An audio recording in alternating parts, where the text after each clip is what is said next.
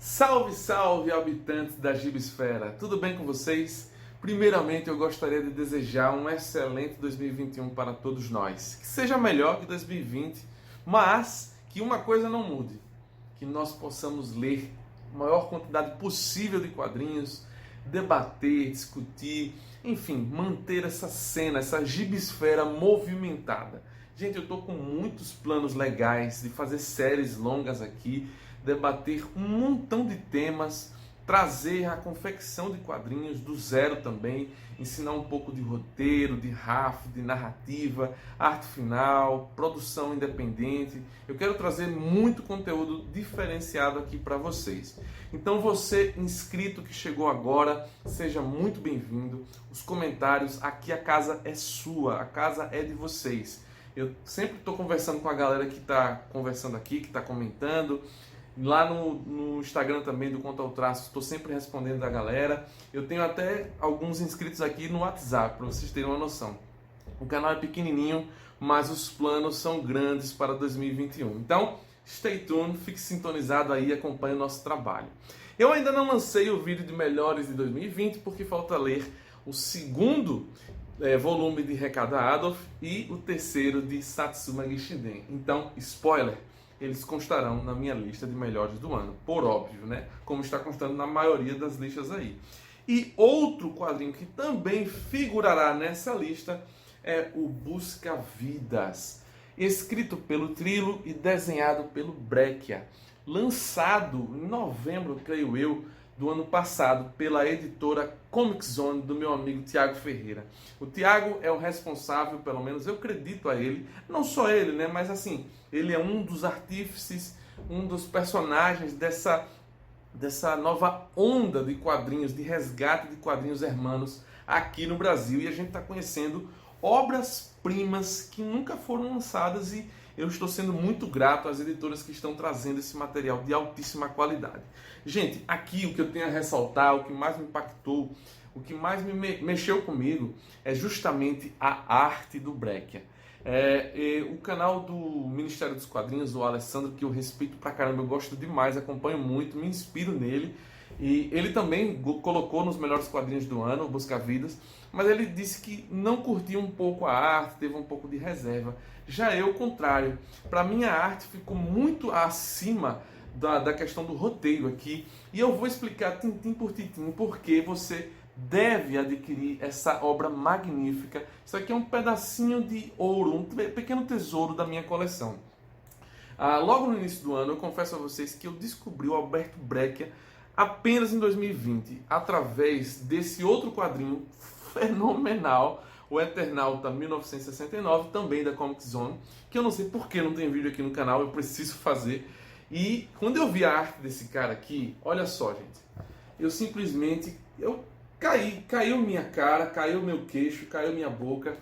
O Breccia, assim, ele utiliza gilete, velho. Ele passa gilete para desenhar, diversas outras técnicas, pincel seco, aguada, molhado. E os monstros que ele faz aqui, umas invenções visuais, narrativas e monstros Lovecraftianos. Cara, eu não vou nem começar a falar, senão eu vou ficar só falando desse quadrinho aqui. Mas o meu foco é a arte desse daqui. Quando eu vi essa arte daqui, que é mais classuda, mais figurativa, digamos assim, ele ainda chega a desenhar os personagens com a anatomia perfeita, apesar de inovarem um monte de coisas, assim, um monte de estilização visual. Aqui ele chuta o pau da barraca. E que artista, meu irmão!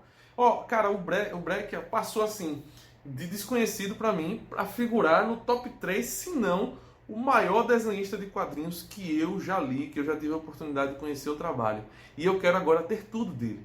E eu tenho certeza que a gente vai ter a obra completa do Breccia dentro em breve. Creio que no final desse ano a gente já vai estar quase com todas as obras aqui publicadas no Brasil. Morte Cinda também está aqui, maravilhoso. Lembra um pouco a arte do Breccia aqui no Eternauta, mas Busca Vidas tem seu valor. Vejam essa capa, gente. Busca Vidas é esse personagem aqui. Olha que esquisita essa arte, ó. Ela é um balão, a cara do cara derretida, e o nome dele, enfim, o codinome dele é Busca Vidas. É um cara vazio que não tem história própria, ou pelo menos não é narrada essa história aqui, e ele busca preencher-se, ele busca vidas para entreter a sua própria, que é vazia. Ele não tem família, não tem amigos, pelo menos não é mencionado aqui. Então o Trilo, o escritor, né, vai nos presentear com pequenos contos muito espirituosos, cheios de humor e de jogadas assim de roteiro, alguns até sombrios, soturnos, enfim, uma maravilha de pequenos contos com histórias muito interessantes do submundo, personagens que dão pequenos golpes. Teve uma mulher aqui que vendeu a avó através de uma rifa. Outro personagem, histórias com muita luxúria, sempre com problemas humanos, mundanos. E eu diria até submundanos, né? Personagens do submundo. Me lembrou muito os personagens de Rubem Fonseca, um escritor brasileiro maravilhoso de contos policiais. Então, aqui, a arte do Breccia, ele vai chutar o pau da barraca do figurativismo,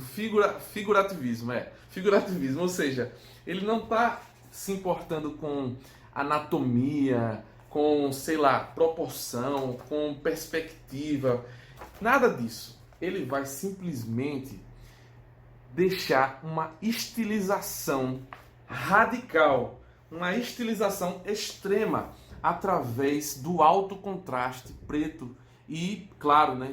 Claro e preto, chiaroscuro. Então, esses desenhos do Breccia aqui é até difícil de mostrar para vocês porque são manchas. E são isso mesmo, são manchas, mas são extremamente incríveis. Ele vai distorcer os personagens ao máximo. O braço gigante, a cabeça gigante, o corpo minúsculo. Olha isso. E é muito diferente dos outros trabalhos dele. O que torna Busca Vidas é assim, puta merda, olha isso, ó. Os cenários são totalmente distorcidos. Gente, isso aqui é de caso pensado. O Breccia, ele vai se basear na escola artística, digamos assim. Ele vai beber do expressionismo. Vamos falar um pouquinho sobre o expressionismo? O expressionismo é uma escola de arte, uma vanguarda artística que surgiu ali no final do século XIX. E por que o expressionismo surgiu? Primeiro, quais são as características do expressionismo? É quando você pega a personagem e distorce ela ao máximo. Você não quer representar um humano normal, você quer representar a subjetividade daquele personagem. Ou seja, quer mostrar o que ele está sentindo. E a maioria dos objetos, digamos assim, que os modelos, né, que os expressionistas utilizavam eram personagens angustiados, personagens que estão passando por sofrimento, seja social, psíquico, etc. Tanto é que o maior expoente, ou pelo menos o mais conhecido na pintura, é o Edvard Munch. Vou botar aqui a pintura dele, que todos vocês conhecem, O Grito. Isso, vocês têm que ter noção, a gente olha esse quadro hoje em dia e assim, beleza, mas na época foi muito importante, porque a gente tem que contar, tem que analisar o contexto da época. O expressionismo, ele surge para se contrapor ao impressionismo, que eram aquelas pinturas com pinceladas muito clarinhas, muito bonitinhas assim, de paisagens, de pessoas no campo. Eu vou colocar algumas imagens para vocês verem aí. Isso no final do século XIX, né? Então era essa coisa bem lúdica, bucólica. E o expressionismo, eu considero uma das escolas de arte mais incríveis que tem, porque ele traz muito do espírito do tempo, o Zeitgeist, o que é que a sociedade está sentindo. Pensem comigo, final do século XIX, então vamos lá. Alta urbanização, o campo está sendo deixado de lado, as cidades estão formigando de gente por causa justamente do avanço da Revolução Industrial na Europa. Essa vanguarda, essa arte, forma de arte, surge na Europa, né?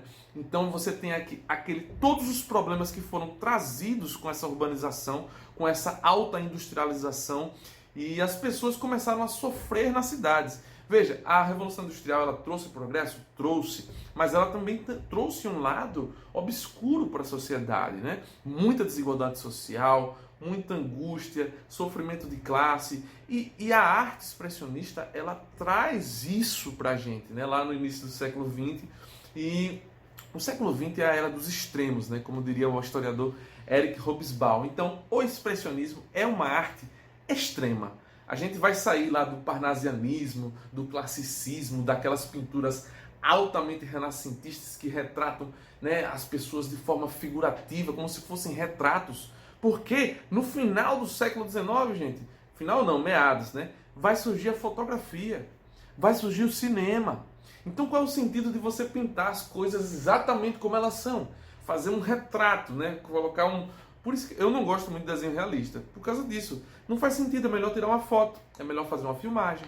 Então os pintores, os artistas começaram a pensar, pô, eu vou ficar fazendo isso se a fotografia já faz? Então daí surgiram essas vanguardas, impressionismo, cubismo, impressionismo. E o expressionismo é uma dessas vanguardas europeias, que inclusive influenciou muito o Brasil também. Tem, eu posso falar, Lázaro Segall, Cândido Portinari, aquelas figuras bem distorcidas que expressam o sentimento. Então, a gente pode dizer que o expressionismo é a arte que traz em si a carga subjetiva daquele personagem que está sendo retratado. E aqui o Breccia faz isso com, assim, um primor, porque ele representa visualmente as personalidades vilanescas, imundas, digamos assim, muito mundanas dos personagens. E aí você vê, né, ele caracteriza como aqueles personagens são, o visual deles, através das suas personalidades. E eu acho que esse é justamente o ponto alto do Busca-Vidas. Para você que já ouviu falar do expressionismo, a gente tem também o expressionismo no cinema. O expressionismo no cinema surgiu também ali no início do século XX. Vocês têm que entender que a maior parte dele surgiu na Alemanha, porque estava passando ali pela Primeira Guerra Mundial e tal. A Alemanha passando por uma forte crise social, econômica, parou a distribuição de cinema hollywoodiano para lá, os filmes não chegavam mais, e eles começaram a produzir. E dessa época surgiu um dos primeiros filmes, ou de mais relevância naquela época, né? O Gabinete do Dr. Caligari, eu tenho um DVD aqui, que é maravilhoso, é um filme que vale a pena, é um filme legal de assistir. Se você tiver à disposição, claro, é datado, é antigo demais, é de 1920, olha isso. Foi dirigido pelo Robert Vine, e aqui você vai ter um personagem totalmente distorcido, um doutor que vai controlar um sonâmbulo, e esse sonâmbulo é tudo distorcido, a maquiagem é carregada, o cenário é totalmente artificial, distorcido, e que vai influenciar vários artistas durante o século XX. O próprio Tim Burton, se você for analisar, os filmes dele são altamente expressionistas, gente. Outro exemplo de expressionismo alemão fantástico, clássico absoluto, é o Metrópolis, do Fritz Lang. Você com certeza já viu essa imagem aqui. Foi lançado até um livro recentemente, um romance, pela Dark Side, ou foi pela Aleph. Mas isso aqui eu tenho um DVD especial com vários extras. É incrível, é uma distopia. E assim, as sombras, as formas, os cenários distorcidos. Isso é o expressionismo. Tem também o clássico Nosferatu, que também é um clássico do expressionismo. Aparecem aquelas sombras na parede do personagem Drácula, né, quando ele chega. Enfim, o expressionismo é uma das escolas mais incríveis da arte. Eu posso citar um artista de quadrinhos também que se baseia muito no expressionismo, que é o Dave McKean. Dave McKean é assim, top 5 desenhistas da minha vida que mais me inspiram. E ele usa tudo, né? Colagem, vários tipos de técnicas. E ele distorce os personagens ao máximo, tentando colocar tudo que eles estão sentindo, aquela expressão, sabe? Dave McKean, para quem não sabe, é o capista de Sandman. Você já viu aquelas capas muito loucas, com fotografia, enfim, o expressionismo é uma das coisas que mais me inspiram. E fazendo um jabá do meu trabalho, eu também gosto muito de fazer esse caderno de desenho aqui meu, sketchbook, né? Foi um caderno até feito à mão, handmade. Esse caderno de amadurecimento artístico que eu coloquei aqui, eu mantive ele durante mais de 10 anos, e aqui eu fiz muitos quadrinhos, assim, testando linguagem, testando traços, desenhando de várias formas diferentes, sabe? Fazendo colagem, olha. Por isso, eu sempre gostei do expressionismo. É a escola artística que mais assim me influenciou como desenhista, digamos assim, ó. Então eu sempre me influenciei por esse tipo de arte. E por isso que eu gostei tanto de ter conhecido o Breccia e ter conhecido também o Busca Vidas. Eu até faço alguns quadrinhos também, mudando o traço, e eu não conhecia o Breccia, agora é um presente na minha vida, é uma fonte de inspiração constante. Gente, eu espero que vocês tenham gostado desse vídeo. Deixe seu comentário, por favor, o vídeo deu trabalho. Deixe o que você achou, se você gostou do Busca Vida, se não comprou ainda. Se você precisar fazer qualquer compra na Amazon, os links estão aí. E é isso. Até a próxima. Valeu!